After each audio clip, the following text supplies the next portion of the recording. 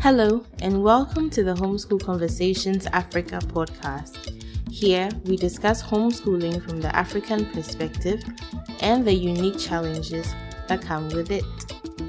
If you're considering homeschooling, we hope to inspire you as you take this bold step. If you're already a homeschooler, we're here to share encouragement for this wonderful journey we're on to educate our children in the best way we can. We are your hosts, Jifa Andam and Carissa Nete Mabel. Let's dive right into today's conversation. Previously on Homeschool Conversations Africa. And we're especially excited about today's episode because we get to do something a little different. Since we began, we've mostly interviewed or spoken with homeschool parents. But today we have a very special guest, a homeschool graduate with us, who's going to tell us about his experience. So we're excited to have with us today Freddy Kearney. Freddy is a 25-year-old creative based in Waco, Texas. He's currently on staff at a local church as a worship resident, and he also works as a coffee shop barista on the side. Speaking, I think I was prepared for college. Like, my mom taught me how to take good notes. I learned that from no one else but my mom. She taught me how to take great notes, how to listen for notes, and like that was a gift. Taught me how to write papers and how to form thoughts on paper in a clear and concise way. Which I think are like probably two of the biggest things you need for college. Like, you need to know how to research, you need to know how to write, and you need to know how to take notes. I think if you know those things, academically you'll be fine. I definitely think I was academically prepared for college setting. So Fred, I wanted to find out, how were the homeschool kids that you met in college? Were they weird? Did they lack social skills? Because I think that's what a lot of parents worry about, that their children will turn out weird from homeschooling. Yeah.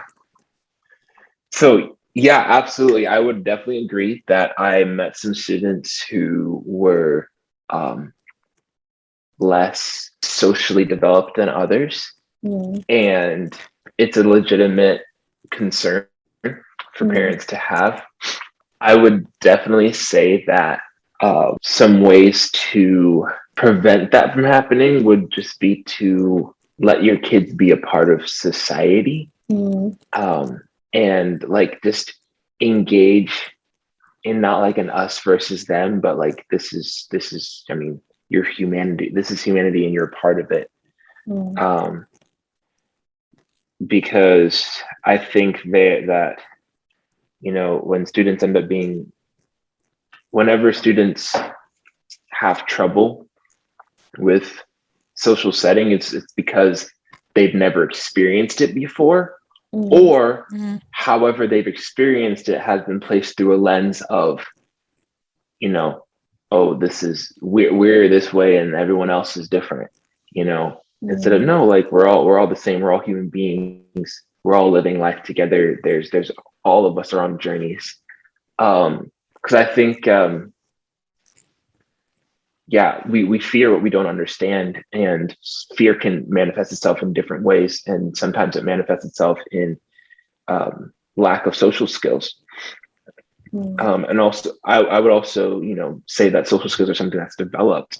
So if you want to develop social skills in your child, don't be like, okay kids, guess what we're going to do today we're going to talk to humans and see how humans work. No, I mean, just get them out there, get them in society, get them to be a part, allow them. Like, I think some things that can help build social skills is having them around people who are different from them.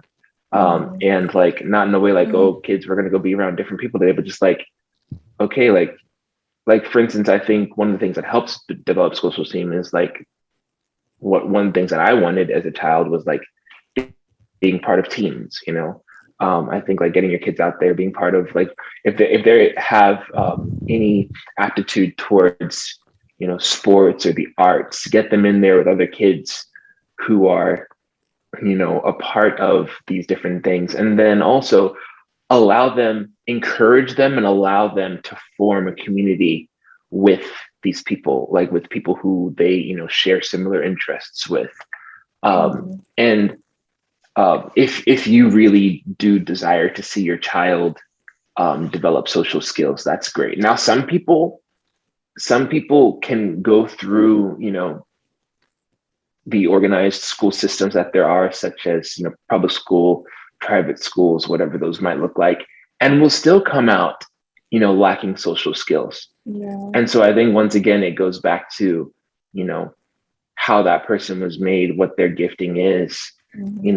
Some people are some people you would never believe they were homeschooled, because they're just so much outside of their bubble. And, but then you meet some people and you're like, oh, when they say they're homeschooled, they're like, I knew there was something about you, So I think it's number one, I guess, like, know your children as a parent, like understand where your children are, but then also encourage them to be more than that. Because I think there's always under stress, there's growth. And if you can encourage them to not just, okay, this is who I am, so I'm going to stay this way. No, but like get them out of their comfort zone in different ways. And later they might thank you for it, and obviously, use discernment as a parent in looking into what you involve your children with. But social skills are definitely something that, homeschoolers do have a stereotype for being the poster children of non-social kids. But I've met so many who do not conform to that stereotype, who, they missed the memo, I guess, and they're just, thriving adults, thriving human beings who are killing the game socially. So, I mean, I feel like it's definitely a case by case type of situation. So, Interesting. And I guess your parents did something right. Right, because here you are. Let's go. Were you part of? I know that they have this orchestra. Were you ever a part of that when you were speaking of trying to get your children into different social situations or settings? I remember that. Were you ever a part of that orchestra?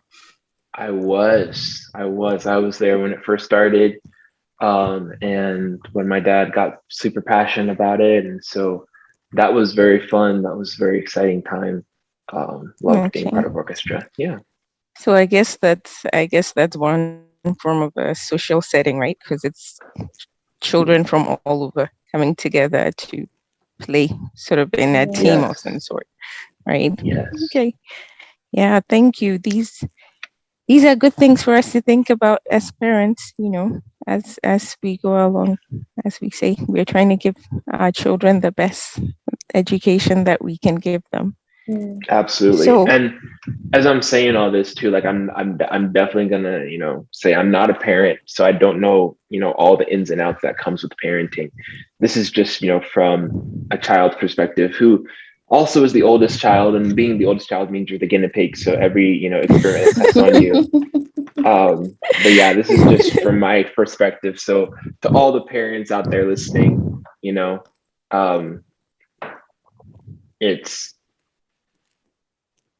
know where it's coming from. I have no experience, so yeah. You have experience as the guinea pig. That's important experience, right? The guinea pig speaks today. No, it's really good. It's good to hear from you, because parents have a different perspective sometimes, right? So it's good to hear from you, so that we know what our children may be thinking, and maybe what they tweak need. things if we need to. Yes, and what they need exactly. One of our goals on this podcast is to shed light on homeschooling as a legitimate form of education, especially here in Africa. But what would you say to anyone who's considering it but is maybe unsure about homeschooling? I would once again encourage people to look at their goals. Why do they want to homeschool? And there's so many different reasons to homeschool, and it definitely is a legitimate form of education. Just because it's not bound to a system doesn't mean that it won't work, because it has worked. And it's so yeah, I would encourage parents to just examine, their why, recognize and figure out their why, and so that when it gets hard, they know what they're sticking to and why they're doing it. Because it is hard. It is definitely a lot of hard work on the parents' end, because the parent is taking upon themselves to do the work of, in a traditional setting, would be the work of 6 to 7 people, and all of those people are working at a minimum 50 hours a week to prepare content, to teach content, to grade content, to give feedback on content. And so the parent is now taking on a huge load for however many children they have. And so they should just be prepared for that. There's also a lot of, I think, due to technology, homeschooling can take on so many different shapes and forms. There can be, online classes that these kids are, actively involved in. You can have an online tutor. There are homeschool programs designed for kids to do class, completely on their own, independent. Like, they're talking with the teacher. They have different teachers for different classes. And so I guess, like, one of the beautiful things about homeschooling is you're basic, since the parent has complete freedom to shape the experience and to create the experience for whatever they want for their child. And so I think if a parent wants the best for their child academically, they're going to do the best they can to provide that, whether that's in a homeschool setting or whether that's in a traditional school setting. And if you're wanting to spend more time with your child, I think homeschooling is a great way to do that. They're at home, you're at home with them, being able to, foster a relationship there that would be, fostered elsewhere with other people. I think that can be a benefit for some parents. I think it's also another benefit to realize that what you're teaching your kids. I think one of the reasons why a lot of parents are choosing to take children out of traditional school settings is because of different philosophies or ideas that are being taught during the formative years that parents would rather not subject their children to. And so they're like, you know what, we don't want my child to learn about this, this, and that, or we don't want them to learn about it through this perspective. Rather, we want them to learn about it through, this perspective that we agree with and that we approve of. And so therefore, they will, bring their children into a homeschooling setting, which I think would, be a benefit if, let's say, for instance, there is a philosophical subject that's being taught, and the line of thought that it comes from is not something that you would want to be, elevated, or you wouldn't want it to be thought about that way in your household. Then, as a homeschooler, you're like, yeah, I'm going to teach my kids what we value and what we agree with, and I think that can be a benefit as well. So I hope that answers the question. Yes, it really does. Thank you. So, Fred, I think it's safe to say we are all Christians, on 3 of us speaking right now. So I just want to ask a question from that perspective, because I know a lot of our listeners are too. So we know that for Christians, education is much more than academics, right? It involves the whole mind, body, and soul. So I'm curious to know how you think being homeschooled prepared you for life beyond the academics, because can you just tell us about that? Absolutely, for sure. And I said earlier in the conversation that one of the one of the big things that we did as a family were family devotions. And I talked about how long those could be. And looking back at family devotions, those could be anywhere from, 45 minutes. To me, it felt like 2 hours. It may not have been that long, but I think some days can actually go that long. And it was just a beautiful time where we as a family opened God's word and just got to study, got to discuss about concepts shown in scripture that also manifest themselves in everyday life. And just the importance of wisdom. One of the things that we did was reading a proverb and a psalm every day. We did that for several years. And so constant conversations about wisdom and wise choices and the contrast between the wise man and the foolish man that the writers of the Proverbs are constantly talking about. And one of the things that my dad encouraged us to do was to always know God for ourselves. And even though, we had family devotions, but he always encouraged us to be willing to crack open the Bible and see what God has to say for us individually. And so I think that's something you can say to your kids, whether or not they're homeschooled. But that was something, I guess, that was outside of the school day per se, that helped me form, my relationship with faith and God's word. And within the homeschool day, I think it was really beautiful. We used a Christian curriculum, and those Christians interweave God with every single subject, whether it's literature or a math subject, or whether it's science.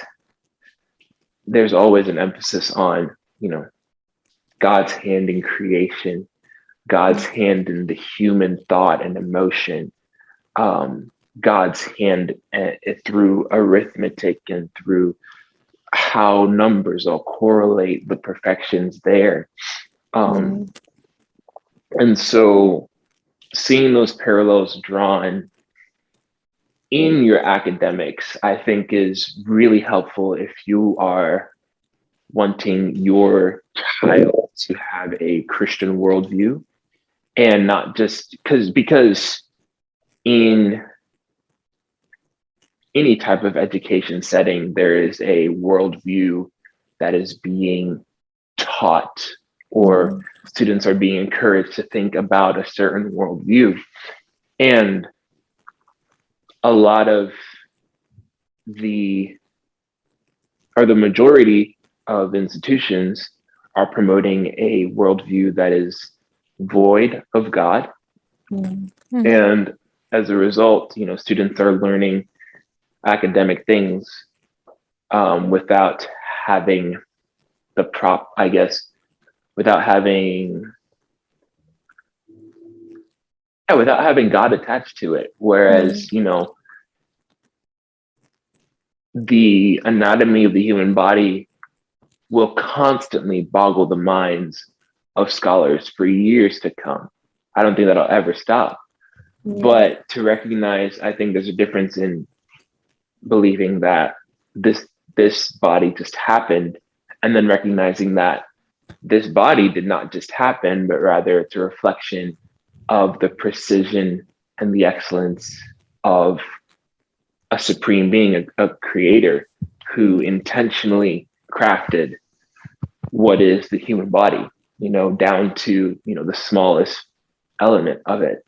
And I think in that way, the marriage of education and faith is a beautiful thing. And that can take a step further when we come to, the idea of how it prepares you for life. Can take that a step further into apologetics, where, you're standing and defending, your worldview based off of the evidences that are given. And, defending how, yes, there is, a God who intentionally created the universe that we live in and every bit of it. I think that is one way where a Christian homeschool education can help prepare a student for life beyond academics. So, Thank you. I yeah, really like the absolutely. point that you made about how there's every form of education, or every I'm trying to think of how you put it, like this. If it's not a Christian worldview you're getting, it's another worldview you're getting. There's no neutral education. There's always something that's being taught. You know, sometimes we think education is, that's maybe some schools are neutral, or some education that we are giving our children is neutral, but I don't believe so either. I think you're always teaching something. You can teach with a Christian worldview, or you can teach an, shall I call it, anti-God worldview. Yes. Thank you, Fred. So, All right, Fred, we're just about wrapping up now. Is there any advice or encouragement you'd like to give children who are currently where you were a few years ago? Was there anything else that you'd like to say to our listeners before we go? Yeah, for sure. No, absolutely. So for the kids who are listening, let me encourage you, kids. Listen to your parents. Listen to your parents. They really do have your best interest at heart. I promise. They really do. And then also, let me encourage you, kids, communicate with your parents. I know that can be intimidating and hard, especially because we look at our parents and we think, you guys don't understand what we're going through. You have no idea. Like how I feel about this relationship or this friendship or about this subject or about this dilemma, whatever's happening on social media, like you could not possibly understand. And I'll tell you this, like, your parents may not understand how it feels, to have an interaction, the interaction the type of interaction that you're having with another person on Instagram. They may not be on social media, they may not understand how you feel about a certain event that happened in recent pop culture, because they don't keep up with pop culture, maybe. And maybe you have parents that do. But if you don't have parents and you feel like maybe they don't understand because your experience has so many different variables, what they do have is love for you and experience from their own life that could easily apply principally wise to your situation. And so feel free to talk to your parents. I think if your parent is homeschooling you, they definitely want to have a relationship with you, and they definitely want to talk with you, and take advantage of that opportunity that you have. I know as teenagers, it can be easy to just, keep everything inside and not want to talk to parents. But let me encourage you, like, they really are your best friends. They have your best interest at heart, and they want to see you do well and succeed. That's regarding relationships with the parents. Now with school, work hard. Find whatever you need to do to be motivated, to take the step forward in your academics. Don't slack off.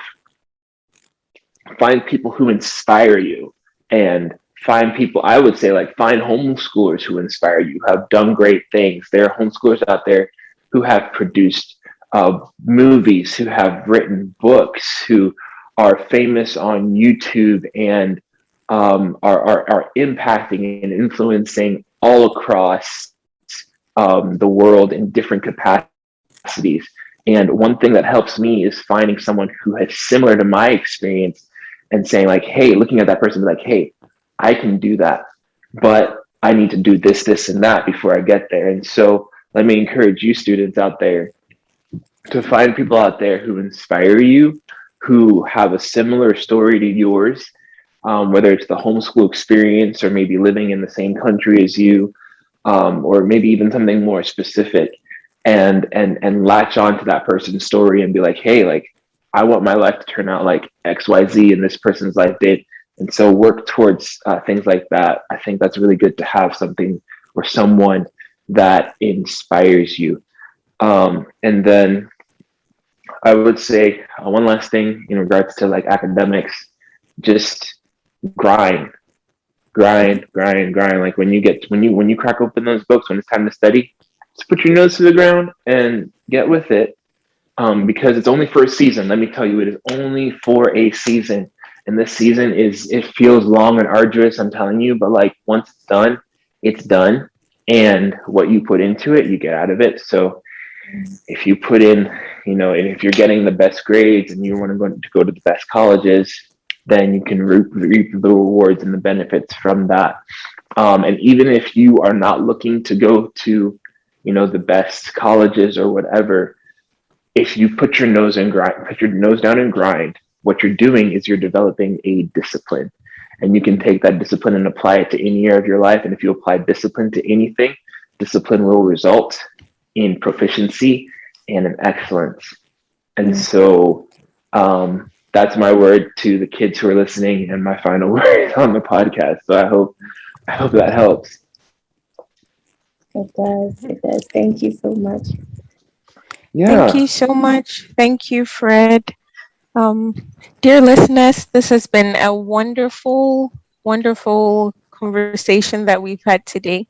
I hope all the parents were listening very well, because this is not a perspective that you get often. As Fred said, some of our kids will speak to us and some don't talk as much. You have different kinds in your home. I'm sure if you have a number of kids, you see that they all have different personalities, but we're really, really grateful for the different perspectives that we've gotten today from Fred.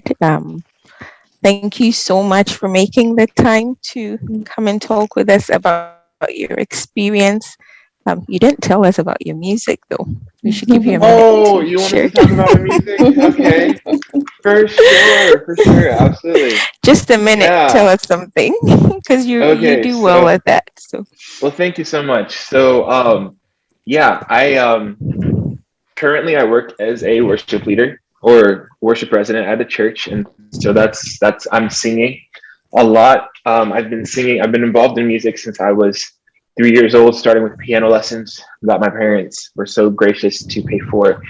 And when I was 13, 14, I started getting more into different musical instruments. One that I really took and ran with was the guitar. And so in my college career, I traveled with my college on singing groups. I also had a singing group that I developed that became the premier vocal ensemble for my college. And while I was in college, I worked on producing music videos for our college choir. And those videos have gone on to receive millions of views online all across the world, places as far as India, Australia, countries all over Africa and Europe have been able to watch and be blessed by these videos. I've also, made several music videos on my own personally. And right now, as I'm here at the worship residency, I'm really focusing on taking time to dive deeper into what God's called me to. And part of that is just kind of learning and developing my own personal sound and my style. And so I'm looking forward to producing and releasing new music in the months and years to come. So excellent. We'll be looking forward to that. Thank you. Thank you so much. Thank you guys so much. Thank you.